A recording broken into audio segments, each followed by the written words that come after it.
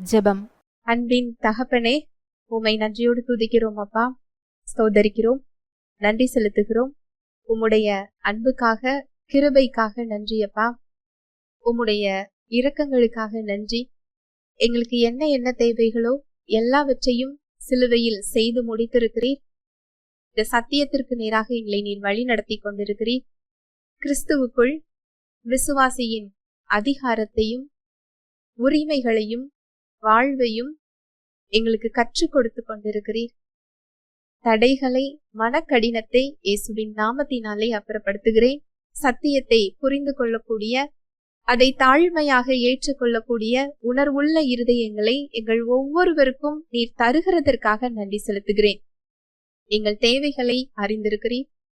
எங்களுடைய கேள்விகள், பாரங்கள் எல்லாவற்றையும் அறிந்திருக்கிறீர். ஏற்ற மன்னாவை தாரும். வார்த்தையாக நீர் கடந்து வருகிறதற்காக நன்றி. உம்முடைய வார்த்தையை நீர் அற்புதங்களினாலும் அடையாளங்களினாலும் உறுதிப்படுத்துகிறதற்காக நன்றி செலுத்துகிறேன். என்னை முழுமையாக அர்ப்பணிக்கிறேன். இயேசுவின் மூலம் ஜெபிக்கிறேன் நல்ல பிதாவே, ஆமேன். Praise the Lord. ஹல்லேலூயா. நன்றி இயேசுவே. விசுவாசியின் அதிகாரத்தை குறித்து நாம் தியானித்துக் கொண்டிருக்கிறோம். ஒருவர் கிறிஸ்துவுக்குள் இருந்தால் புதிய சிருஷ்டியாய் இருக்கிறான் என்று வேதம் சொல்லுகிறது. பழையவைகள் ஒழிந்து போயின, எல்லாம் புதிதாயின என்று சத்தியம் சொல்லுகிறது. கிறிஸ்துவுக்குள் நமக்கு அதிகாரம் கொடுக்கப்பட்டிருக்கிறது, உரிமைகள் கொடுக்கப்பட்டிருக்கிறது, வாழ்வு கொடுக்கப்பட்டிருக்கிறது. கிறிஸ்துவுக்குள் நாம் பரிபூர்ணமாக இருக்கிறோம்.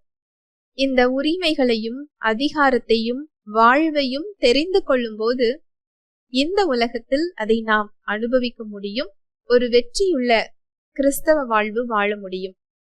நாம் கிறிஸ்துவுக்குள் இருப்பதினால் பிரச்சனைகள் இல்லை என்று பொருள் அல்ல. நாம் விழுந்து போன உலகத்தில் வாழ்ந்து கொண்டிருக்கிறோம். ஆனால் கிறிஸ்துவுக்குள் அதை மேற்கொள்ளக்கூடிய அதிகாரமும் வாழ்வும் வல்லமையும் நமக்கு கொடுக்கப்பட்டிருக்கிறது.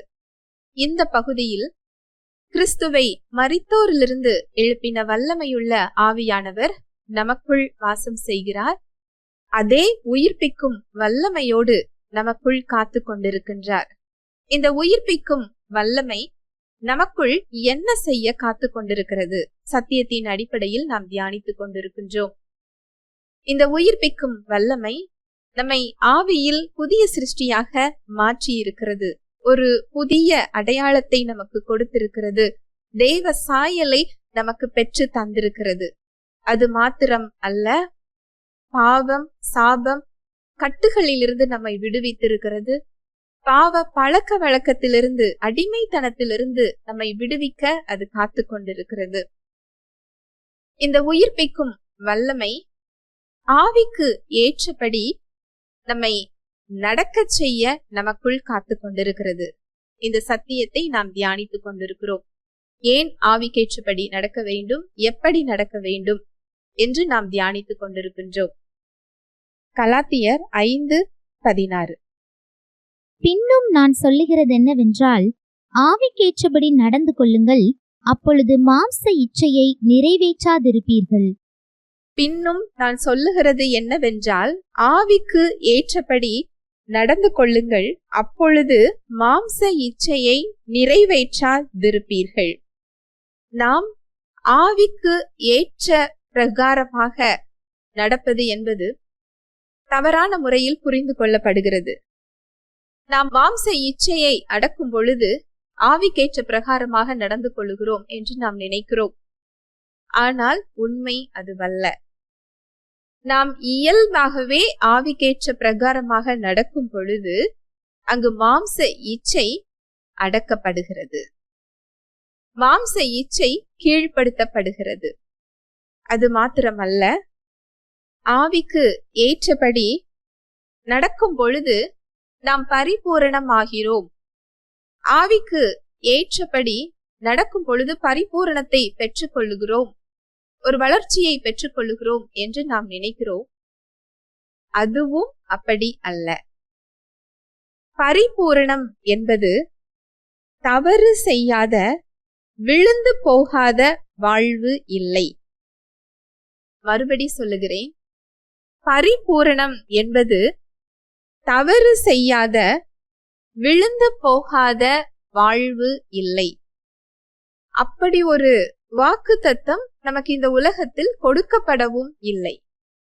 இந்த பரிபூரணம் என்பது நம்முடைய செயல்களின் அடிப்படையில் கொடுக்கப்படவில்லை. இந்த பரிபூரணம் என்பது நம்முடைய அடையாளமாக கொடுக்கப்பட்டிருக்கிறது. ஆவிக்கு ஏற்ற பிரகாரமாக நடப்பது நம்முடைய பலத்தில் வருவது அல்ல.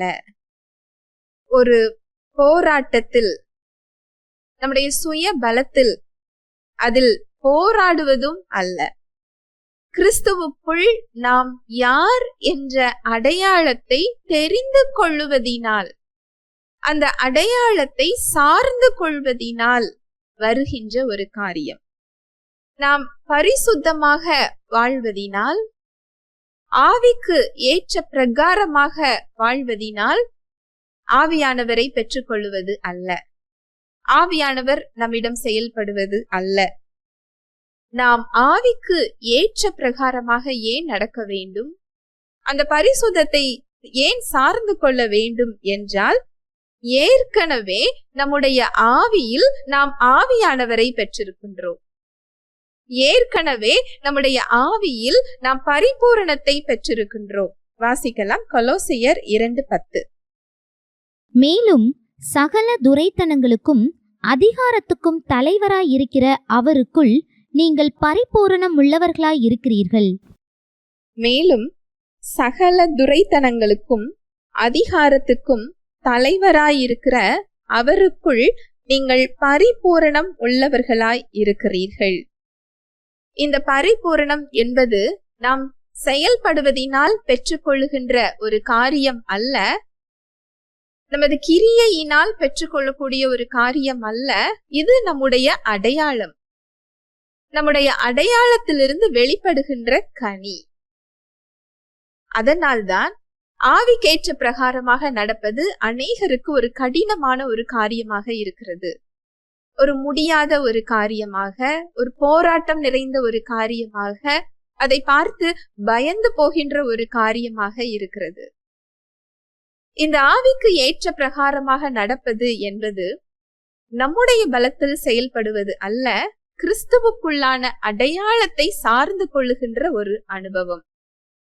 இந்த பரிபூரணம் என்பது தவறு செய்யாத, விழுந்து போகாத இடம் அல்ல.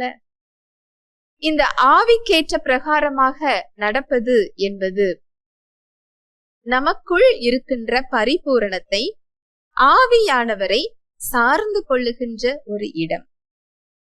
நமக்குள் இருக்கின்ற ஆவியானவருடைய ஆலோசனைகளை, வழி நடத்துதலை சார்ந்து கொள்ளுகின்ற ஒரு இடம். ஆவியானவரின் ஆலோசனையை, அவரது வழிகாட்டுதலை சார்ந்து கொள்ளும் பொழுது, சோதனைகள் வரும் பொழுதோ, நம்முடைய உணர்வுகள் அது கோபமாகவோ, வருத்தமாகவோ, பாரமாகவோ, இச்சையாகவோ, பயமாகவோ, ஒரு கலக்கத்திலோ, இந்த உணர்வுகள் எப்பொழுதெல்லாம் சூழ்நிலைகளுக்கு ஏற்றவாறு மாறுகிறதோ, அந்த உணர்வுகளின் மத்தியிலும், சோதனைகளின் மத்தியிலும், சவால்களை சந்திக்கும் பொழுதும் நாம் ஆவியானவரை சார்ந்து கொள்ளும் போது நாம் எதிர்கொள்ளுகின்ற முறை வித்தியாசப்பட ஆரம்பிக்கும். அது முந்திய பழைய மனுஷனுடைய சாயலுக்கு ஒத்ததாக இருக்காது. அதை எதிர்கொள்ளுகின்ற விதம் தேவனுடைய வார்த்தைக்கு நேராக இருக்கும். இதுதான் ஆவிக்கு ஏற்ற பிரகாரமாக நடந்து கொள்வது. சூழ்நிலைகளில் ஆவியானவரின் வழிகாட்டுதலை, ஆலோசனையை அறிந்து அதை சார்ந்து கொள்வது நாம் விழுந்து போகாத இடம் அல்ல.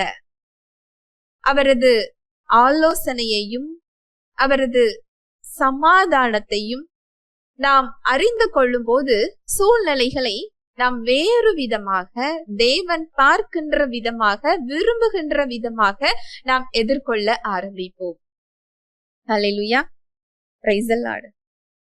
ஒரு சூழ்நிலையை குறித்து நமக்கு கவலை வருகிறது. பழைய மனுஷனுக்குரிய இயல்பு கவலைப்படுகின்ற ஒரு இயல்பு. ஏனென்றால் இயேசு கிறிஸ்து இல்லாத ஒரு வாழ்வு, தேவனற்ற ஒரு நிலைமை, வாக்குத்தத்தங்களுக்கு அந்நியர்களாக இருக்கக்கூடிய ஒரு நிலைமை, உலகத்தில் நம்பிக்கை இல்லாத ஒரு நிலைமை. ஆனால் புதிய சிருஷ்டியின் வாழ்வு இயல்பு கவலைப்படுகின்ற ஒரு இயல்பு அல்ல. நம் தேவைகளை அறிந்து தேவன் அதை நிறைவேற்றிய இடத்தில் நாம் நின்று கொண்டிருக்கிறோம். நம்முடைய பாரங்களையும் நம்முடைய கவலைகளையும் பிரச்சனைகளையும் சுமப்பதற்காக உலகத்தை படைத்தவர் காத்து கொண்டிருக்கிறார். அதை சுமப்பதற்காக மாத்திரம் அல்ல, அதில் செயல்படுவதற்காகவும் அதில் நம்மை தப்புவிப்பதற்காகவும் அவரது வல்லமையை வெளிப்படுத்துவதற்காகவும் அவர் நமக்குள் காத்து கொண்டிருக்கிறார். அதனால் வசனம் சொல்லுகிறது, அவர் உங்களை விசாரிக்கிறவரானபடியினால் உங்கள் கவலைகளை எல்லாம் அவர் மீது வைத்து விடுங்கள். சூழ்நிலைகளை குறித்து ஒரு கவலை பாரம் வரும் பொழுது ஆவியானவருடைய உணர்த்துதல், இதை நீ சுமக்க தேவையில்லை, இந்த கவலையை நீ சுமக்க தேவையில்லை, அதை என்னிடம் கொடுத்து விடு, என்னுடைய சமாதானத்திற்குள் வா, என்னுடைய இளைப்பாறுதலுக்குள் வா என்று அவருடைய உணர்த்துதலை நாம் அறிந்து அந்த கவலையை அவர் பாதத்தில் வைக்க நாம் கற்றுக்கொள்ளும் பொழுது அந்த சவால்களை நாம் தேவனுக்கு ஏற்ற பிரகாரமாக எதிர்கொள்ளுகிறோம். இதுதான் ஆவிக்கு ஏற்ற பிரகாரமாக நடப்பது. ஒரு பாவத்தில் ஒரு விசுவாசி விழுந்து விடுகிறார். ஏனென்றால் ரட்சிக்கப்பட்ட ஒருவரால் பாவம் செய்ய முடியுமா என்றால் முடியும். அங்கு மறுரூபமாக்கப்பட்டிருக்கிறது அவரது ஆவிதானே தவிர அவரது சரீரம் அல்ல, அவரது சிந்தை அல்ல. நாம் யாராவது ஒருவருக்கு தான் கீழ்ப்படிய முடியும். ரோமர் 6:16. மரணத்துக்கு ஏதுவான பாவத்துக்கானாலும் நீதிக்கு ஏதுவான கீழ்ப்படிதலுக்கானாலும் எதற்கு கீழ்ப்படியும்படி உங்களை அடிமைகளாக ஒப்பு கொடுக்கிறீர்களோ அதற்கே கீழ்ப்படுகிற அடிமைகளாய் இருக்கிறீர்கள் என்று அறியீர்களா? கிறிஸ்துவை மரித்தோரிலிருந்து எழுப்பின வல்லமையுள்ள ஆவியானவர் நமக்குள் இருந்தாலும், உயிர்ப்பிக்கும் வல்லமை நமக்குள் நம் வாழ்வில் செயல்பட காத்து கொண்டிருந்தாலும், நம்முடைய சிந்தையும் சரீரமும் எதற்கு கீழ்ப்படுகிறதோ அதற்கு நாம் இடம் கொடுக்க முடியும். அது ஆவியானவருக்கு கீழ்ப்படிந்தோம் என்றால், ஆவிக்கேற்ற பிரகாரமாக நடப்பதற்கு அவரது குரலுக்கு நாம் செவி சாய்த்தோம் என்றால் அங்கு உயிர்ப்பிக்கும் வல்லமை வெளிப்பட ஆரம்பிக்கும். அங்கு பாவத்திற்கும் உலக வழிகளுக்கும் உலக ஞானத்திற்கும் நாம கீழ்ப்படியும் பொழுது அங்கு மாம்சத்திற்கு நாம இடம் கொடுக்கிறோம். அதனால்தான் விசுவாசிகளுடைய வாழ்வில் அநேக இடங்களில் மாம்சம் மேலோங்கி நிற்கிறது.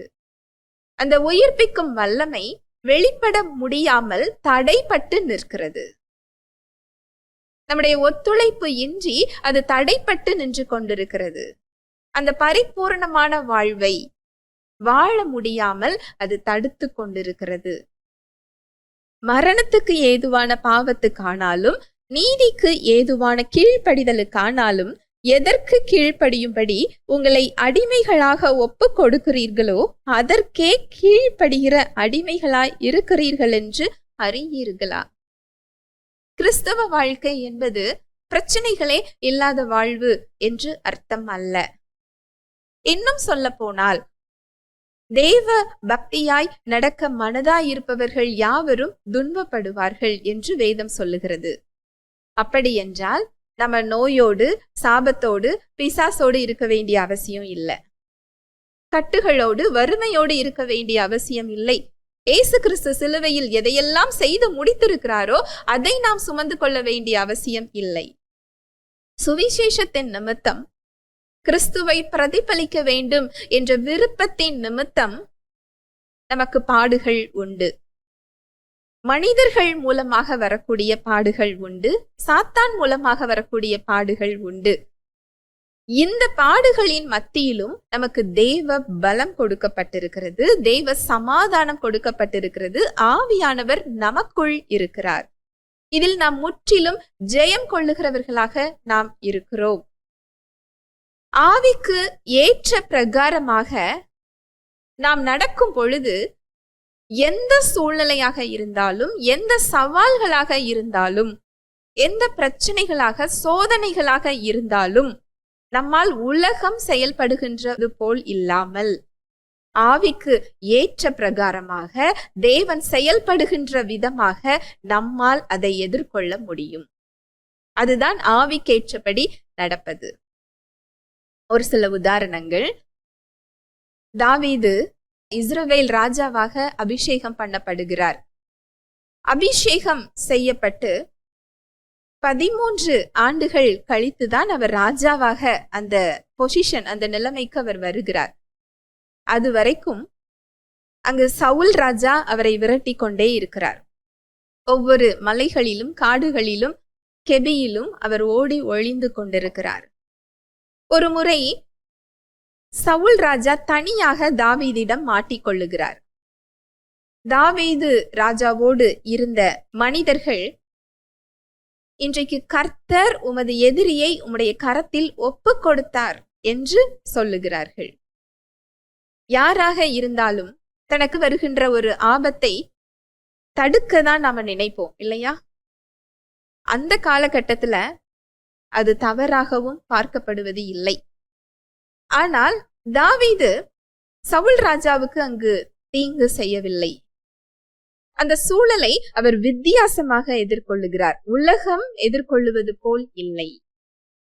கர்த்தர் அபிஷேகம் பண்ணினவர் மேல் நான் எப்படி கை போட முடியும்? எப்படி நான் தீங்கு செய்ய முடியும்? தேவன் பார்க்கின்ற விதமாக அவர் பார்க்கிறார். அவரது வார்த்தையின்படி பார்க்கிறார்.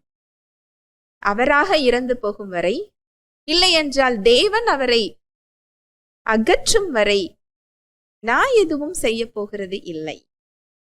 இது உலகம் எதிர்கொள்ளுவது போல் இல்லை. ஆவிக்கு ஏற்ற பிரகாரமாக அதை எதிர்கொள்ளுகிறார். நம்முடைய சூழல்களில், உலகத்தின் முடிவுகளில், உலகத்தின் விளைவுகளில் நாம் ஒரு வித்தியாசமான, இயற்கைக்கு அப்பாற்பட்ட ஒரு தேவ வல்லமையை நாம் எதிர்பார்த்து காத்து கொண்டிருக்கிறோம். அந்த தேவ வல்லமை, அந்த பரிபூரணம், நாம் அதை எப்படி எதிர்கொள்ளுகிறோம் என்பதை பொறுத்துதான் அது வெளிப்படும். நாம் உலகம் எதிர்கொள்ளுவதை போல அதை எதிர்கொண்டு நாம் இயற்கைக்கு அப்பாற்பட்ட வல்லமையை எதிர்பார்க்க முடியாது.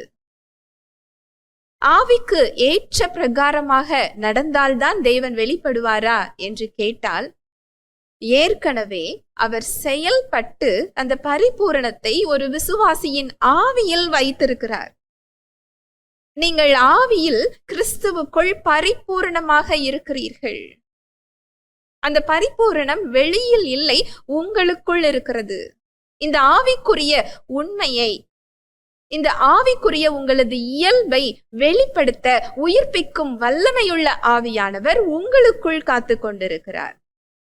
உங்களுடைய சூழ்நிலைகளில், சோதனைகளில், பிரச்சனைகளில் அவரது வழிகாட்டுதலை, அவரது குரலை நீங்கள் சார்ந்து கொள்ளும் பொழுது, அவரது பலத்தை நீங்கள் சார்ந்து கொள்ளும் பொழுது, அதில் செயல்பட நீங்கள் ஒத்துழைக்கும் பொழுது இந்த உயிர்ப்பிக்கும் வல்லமை வெளிப்படுகிறது.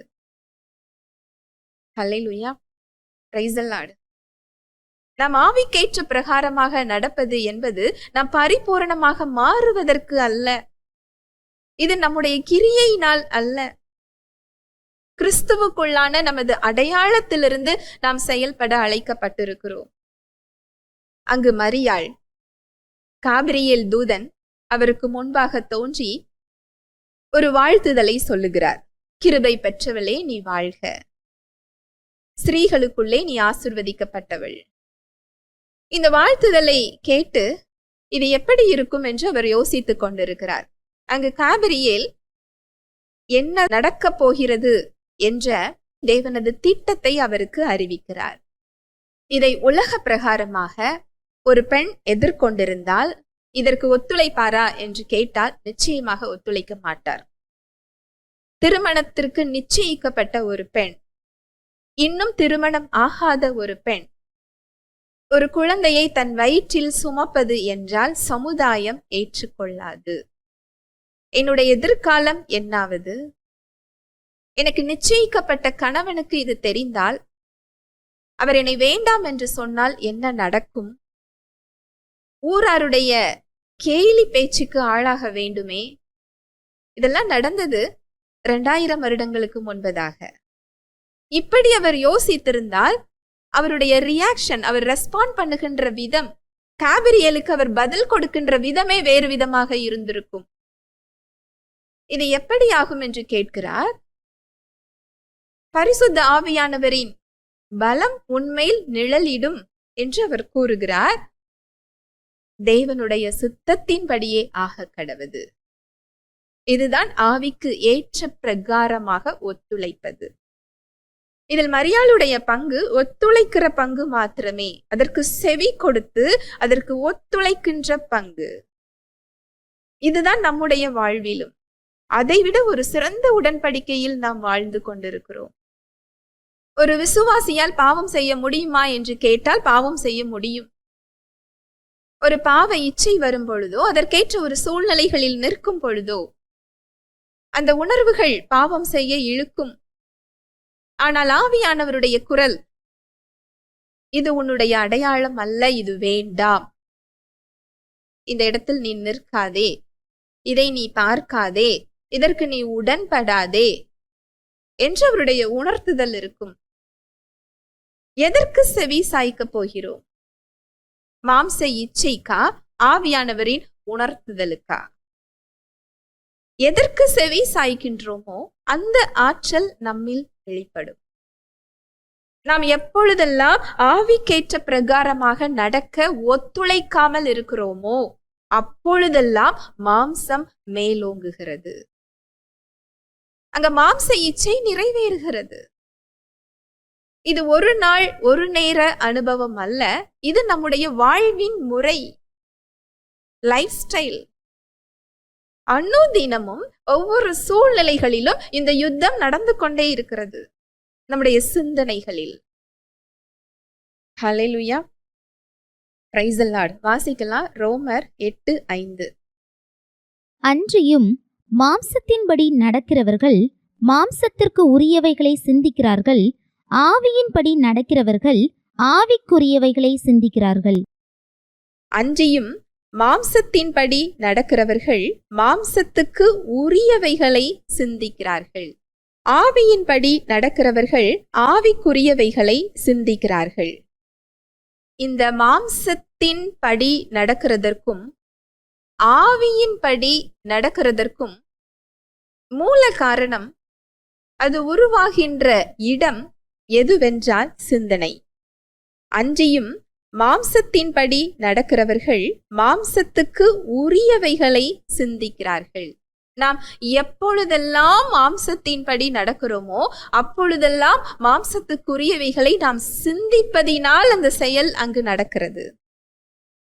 ஆவிக்குரியவைகளை சிந்திக்கிறவர்கள் ஆவிக்கேற்ற பிரகாரமாக நடக்கிறார்கள். நாம் எதற்கு செவி சாய்க்க முடியும் என்றால், நம்முடைய சிந்தனையில் எதை நாம் அதிகம் வைத்திருக்கிறோமோ அதற்கு நாம் செவி சாய்க்க முடியும். ஆவியானவர் நம்மை கட்டாயப்படுத்த மாட்டார். அவருடைய வழிகளையும் அவருடைய ஆலோசனைகளையும் நம்மீது அவர் திணிப்பது இல்லை.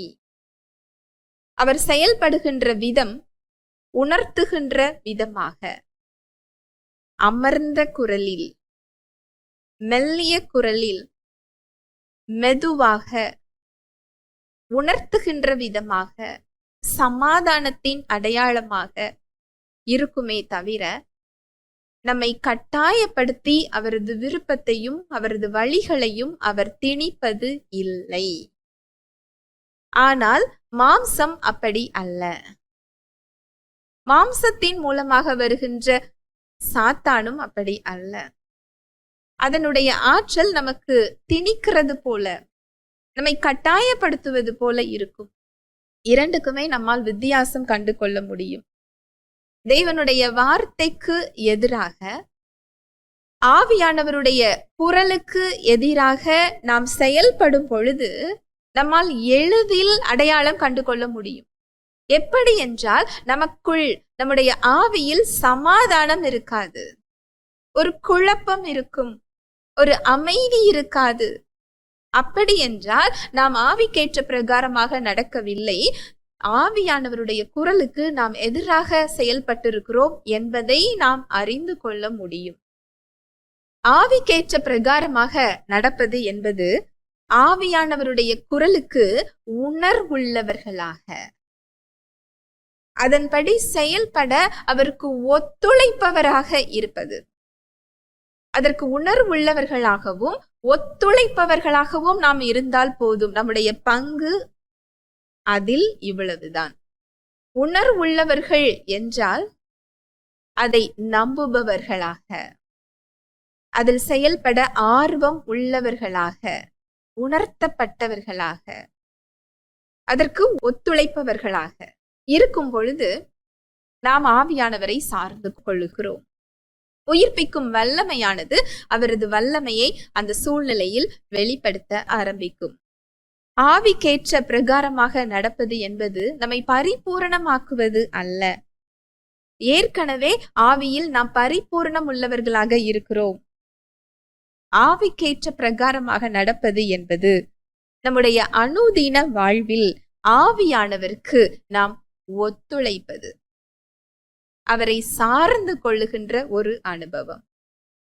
ஒவ்வொரு உணர்வுகளிலும், ஒவ்வொரு சோதனைகளிலும், ஒவ்வொரு சவால்களிலும் ஒருவர் நமக்கு எதிராக வரும் பொழுது நமக்கு கோபம் வரலாம். ஆவியானவர் அமைதியாக இரு என்று உணர்த்தும் பொழுது, நாம் கோபப்பட்டு வார்த்தைகளை விடாமல் அந்த இடத்தில் அமைதியாக இருக்கும் பொழுது ஆவிக்கேற்ற பிரகாரமாக நடந்து கொள்ளுகிறோம். ஆவியானவருக்கு அங்கு ஒத்துழைப்பு கொடுக்கிறோம், அவரது பலத்தை சார்ந்து கொள்ளுகிறோம்.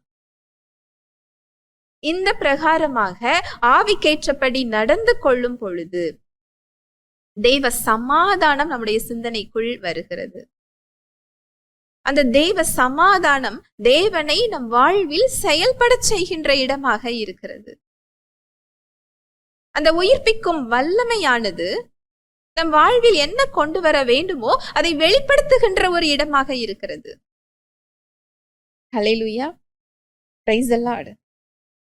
இந்த ஆவிக்கேற்ற பிரகாரமாக நடப்பதற்கு ஒரு முக்கியமான ஒரு அடையாளம் என்னவென்றால், அந்த சூழ்நிலைகளில் நாம் எதற்கு பதில் கொடுக்கிறோம், ஆவியானவருக்கு எப்படி நாம் பதில் கொடுக்கிறோம், அவருக்கு ஒத்துழைக்கிறோமா, அவருக்கு எதிராக மாம்சத்தை கொண்டு வருகிறோமா, மாம்சத்திற்கு ஒத்துழைப்பு கொடுக்கிறோமா? ஆவியானவருடைய குரலுக்கும் அந்த சமாதானத்திற்கும் அந்த உணர்த்துதலையும் நாம் நிராகரிக்கும் பொழுது இயல்பாகவே மாம்சத்திற்கு ஒத்துழைப்பு கொடுக்கிறோம். ஆனால் ஆவியானவருடைய குரலுக்கும் அந்த சமாதானத்துக்கும் அவர் வழி நடத்துதலுக்கும் நாம் ஒத்துழைப்பு கொடுக்கும் போது நமக்குள் உள்ள அந்த பரிபூரணம் கனியாக வெளிப்பட ஆரம்பிக்கும். உயிர்ப்பிக்கும் வல்லமையானது அதை வெளிப்படுத்துகின்ற ஒரு இடமாக இருக்கிறது. ஹல்லேலூயா, பிரைஸ் தி லார்ட். ஆவிக்கேற்ற பிரகாரமாக நடப்பது என்பது பரிபூரணத்தை பெற்றுக் கொள்ளுகின்ற ஒரு இடம் அல்ல. இது நம்முடைய கிரியை அல்ல, நம்முடைய செயல்கள் அல்ல, நம்முடைய அடையாளத்திலிருந்து செயல்படுகின்ற ஒரு இடம். இது நாம் செயல்படக்கூடிய திசையை மாற்றுகின்ற ஒரு இடம். மாம்சத்தின் திசையில் செயல்படாமல் ஆவிக்கேற்ற திசையில் நாம் பயணிக்கின்ற ஒரு இடம். ஹல்லேலூயா, பிரைஸ் தி லார்ட்.